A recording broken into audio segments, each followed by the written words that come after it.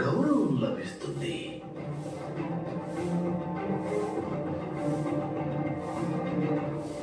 నా ప్రతిపాదనకు మహితాత్ములకేమీ అభ్యంతరము లేదు కదా?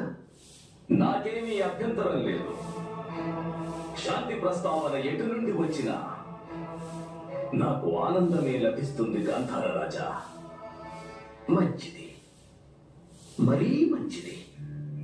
అయితే పాండవుల చిన్న తండ్రి మహామంత్రి విదురుడు కూడా సంజయ మహాసేవితో వెళ్ళడం ఉచితంగా ఉంటుంది.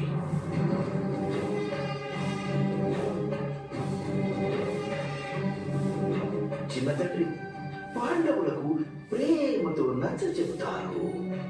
ఇక సంజయ్ మహాశయులు వారికి రాజనీతి గురించిన పాఠాలు నేర్పిస్తారు.